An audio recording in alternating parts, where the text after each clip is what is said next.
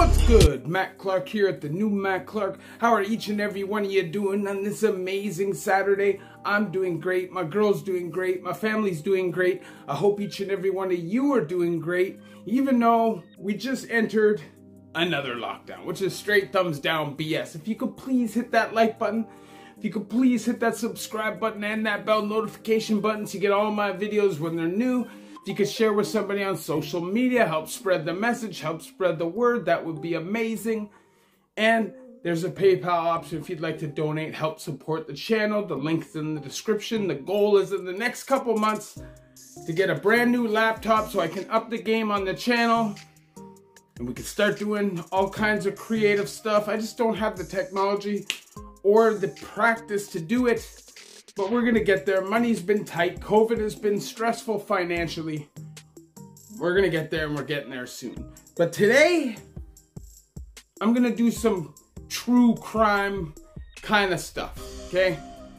Mark Twitchell, a Canadian filmmaker and artist born 1979 in Edmonton, was convicted in 2011 of murder. And his story's crazy. And the reason why I want to talk about this is because I get asked all the time about lifers. You know, are they all gangster killers, blah, blah, blah. When I just see people of everyday life, oh man, it must have been crazy being in there with these murderers. The reality is only a small fraction of killers are that gangster, bum, bum, bum, in the street, busting their strap and really doing gangster shit. Most of the time, it's people that kill their families, kill their girls, kill somebody because they snap in a road rage incident or at a club or something like that. It's not usually gangster. But murder is murder, and at the end of the day, I feel like this story is super interesting. I was going to wait to do these kind of videos till I got the laptop, but I've been reading about this dude lately, and it just, I think it's good to talk about. I think it's a really funny story, even though it's not. Rest in peace, Gilles Tetreault and Johnny Altinger.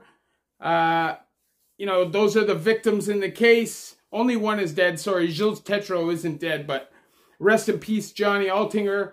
And stay tuned for a great story. So, this dude is totally inspired by Dexter. Okay? This dude, obviously, clearly, by reading the story, either is a sociopath or is really suffering from some kind of mental health condition. And if you listen to him talk in the interviews and stuff, basically he says that he has no empathy. He's never had empathy. This has led him to cheat on his wives and just be a bad human all around, be able to lie about not having a job and just constantly lying. But he was always motivated by something in the deep, dark backness of his brain, and that was murder. But he was also a diehard filmmaker and really, really wanted to do that.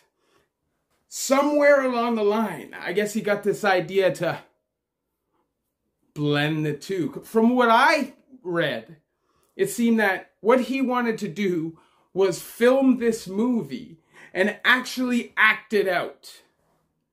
And, you know, whether he was going to actually do that in a movie or it was just for his own kicks, who knows? But his plan was kicked into play 2008 or 2007 when he created a fake profile and pretended to be a girl named Sheena and started talking to Gilles Tetreault. Gilles Tetreault was just looking for a relationship, just looking to have fun. And this person had convinced him that she was this great person, and he decided that he was ready to meet.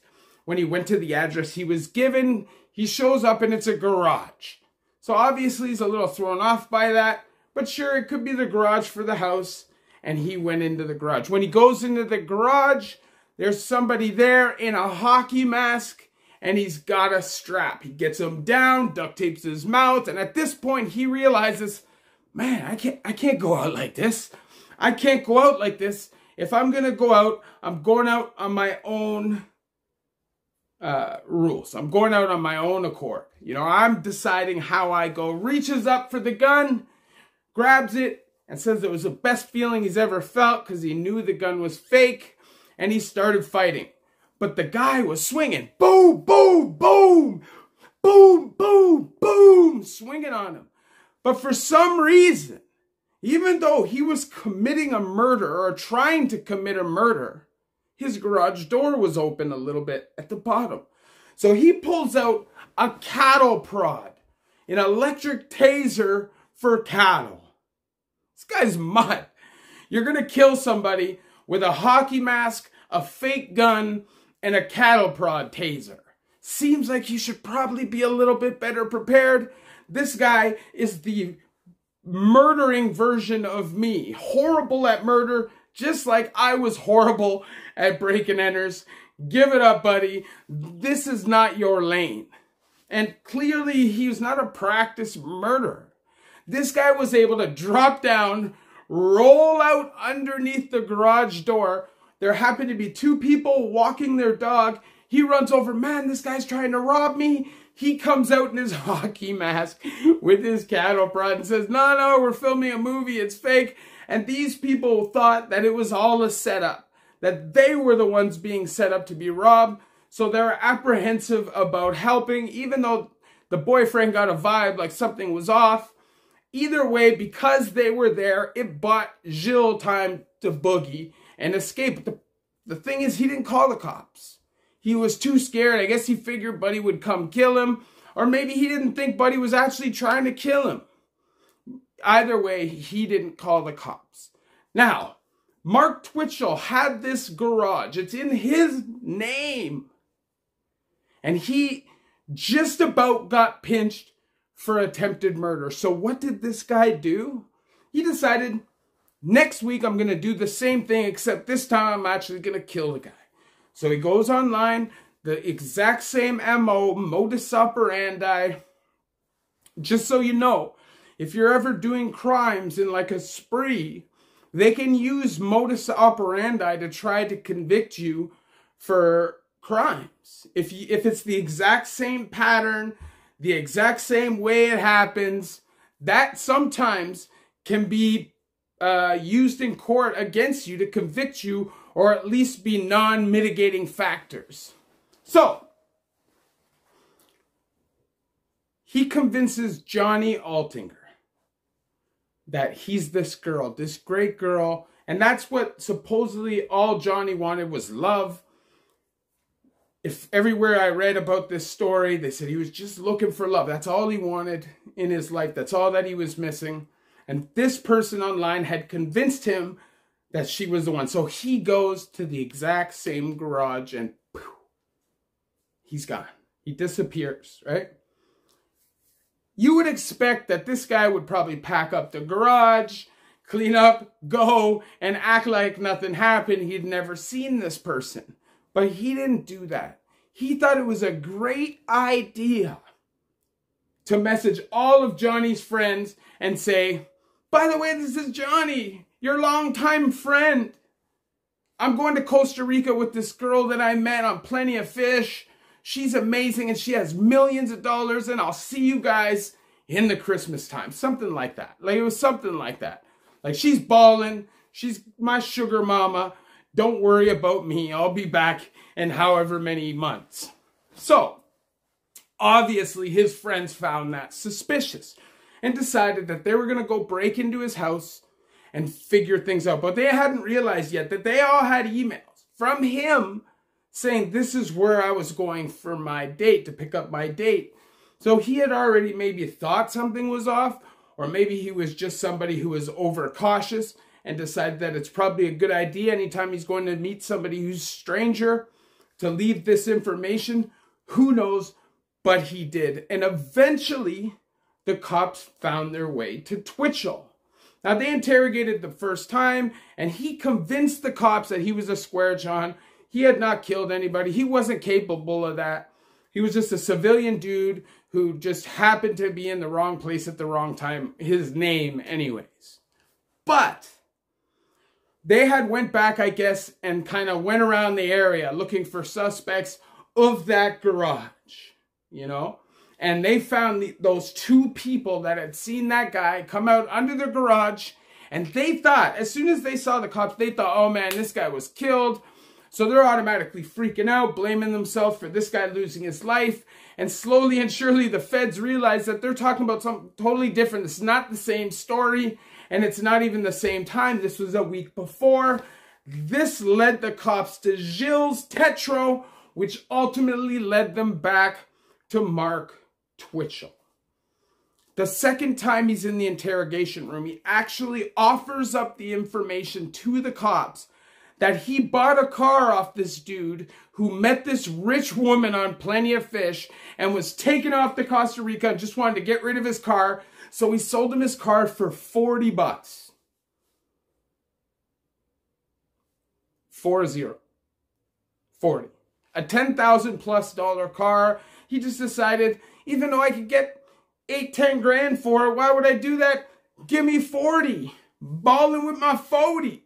But supposedly, he had said that the woman was going to buy him a new one with her millions. Clearly, this is a BS story. This dude obviously is out of his goddamn mind. He's not a pedophile. He's not a child molester or a rapist or anything like that. He very clearly has mental health problems, whether he's a sociopath, a psychopath, a schizophrenic, whoever knows. But it's clearly undiagnosed mental health. There had to have been signs, and I'm sure there were. He was married twice. His first wife said that he had asked her if she had ever thought about killing anybody. And she had said, of course I thought about it, but, you don't do those things if you're a good person. And he said, I have killed somebody. But by his actions, he comes across more like every other lifer in the system than some gangster. Now, I'm not saying lifers aren't gangsters. They killed somebody. They are killers. They're capable. If you make them snap, they are definitely capable of taking somebody's lives. But more like 75% of killers aren't gangster than are. And it doesn't mean they're not dangerous. It doesn't mean they can't kill you. All it means is these are civilian dudes for the most part who happen to kill somebody. They might have caught their girl cheating and killed the guy and the girl. They might have, had some business feud with somebody that they're doing business with and killed that. They might have killed their wife or their brother or something like that. It's usually some internal strife more so than some gunning it down in the street. That is a small percentage of the case. Most likely, and more likely, those guys get away.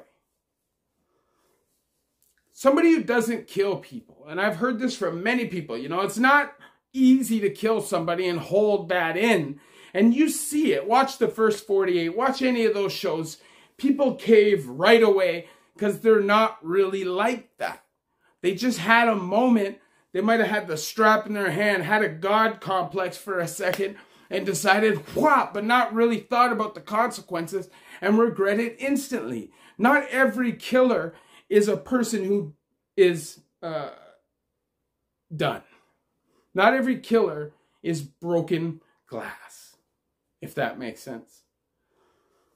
I think it's easy to just say that person killed somebody, throw them in jail, throw away the keys. My brother is a murderer, and I thought, good luck of ever seeing this guy come out. And sure enough, he did, because he did all the right things. He went through the system the proper way. He minded his business, did his own time, stayed off of drugs, and got out. And when I see him now, if you ever bumped into him in the street, you never think this guy's a killer. Never in a million years would you think that. And that's how it is for more lifers than not. Movies and the internet, and everything you see on YouTube portrays all the lifers and all these killers as these hardcore gangsters that are just running around inside swinging steel and killing. It's mostly the young guys that are doing that stuff. It's mostly the young guys. Most of the lifers, they've been in 20 years, 25 years, and just a piss test will stop you from getting out 2, 3, 4, 5 years. They don't want to take those chances. They want to go home. Lifers have the lowest recidivism rate of any convicts in Canada. They don't go back to jail It's such a long time. They're able to sit with it internally and realize where they went wrong. And as long as they're not a total maniac, they can usually get out and function for the rest of their lives. My brother is functioning quite well. But this person, someone like Twitchell, he's obviously got mental health problems. They said he tried to burn the body, and the body wouldn't burn, because go to a pig roast and see how long it takes to burn a body. If you had to burn that down to nothing, you need high, hot flame and a long time. People are going to smell it. People are going to see it. It's going to be super bait unless you're out in the middle of nowhere. It's not plausible, really, unless you're a total freaking psycho who goes out into the bush and digs like some death fire.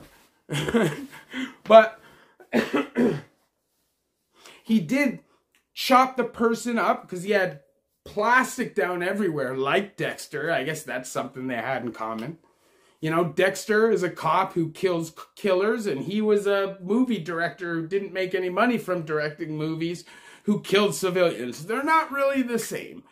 But I see there was plastic laid down, so there's something similar, and they both like to shoot their murders, I guess.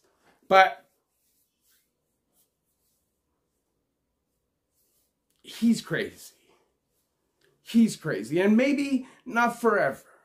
Maybe he gets the help he needs psychiatrically, sees the right doctors, gets on the right medications, and maybe one day he can go home. He killed one person. He killed one person. I don't think it's impossible to say that he could ever go home again. I don't think he's a total write-off, although I don't know what his behavior has been since. And I don't really know the total length of his sentence. I think he got 25 years to life, plus 10 years or something for attempted murder. That's a long time. That is a long time. Obviously, I share my stories with you guys so you guys don't have to go through these things yourselves. If I could snap my fingers, nobody's addicted to drugs, nobody goes to prison, nobody gets killed, nobody struggles in life or experiences abuse or PTSD. That's what I would do, but that's not a reality, especially in 2021. The world is really just fucked up right now, and we all know that. Lockdown after lockdown after lockdown, craziness going on, lots of violence, lots of murder. Media doesn't really tell us what's going on, doesn't tell us anything that's the truth. The world has gone mad, and we know that. At least by sharing my stories, I could try to inspire, uplift you guys to be strong individuals who take care of your family and yourself and just strive to be better every single day. And anybody who's doing time or may have to go in and do time, you can use these videos to help you, to inform you about what not to do and what to expect when you're going in. It also helps the guys in there. So you don't got a bunch of guys coming in green who have no idea what to do. If you could please hit that like button. If you could please hit that subscribe button and that bell notification button to get all my videos when they're new. If you could share with somebody on social media, help spread the message, help spread the word, that would be amazing. And there's a PayPal option if you'd like to donate, help support the channel. The link is in the description of all of my videos. Mark Twitchell. Interesting story. Clearly suffering from a mental health condition that went undiagnosed probably for most of his life. Is he somebody who can be saved, can be helped, can repent, can maybe get out one day and live a normal life? I have no idea. I'm not a psychiatrist.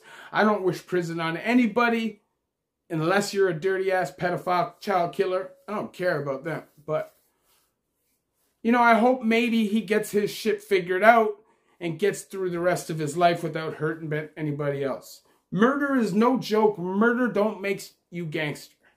You can be a killer and not be gangster, and you can be a gangster and not be a killer. Just depends on who you are here. Love each and every one of you. The new Matt Clark.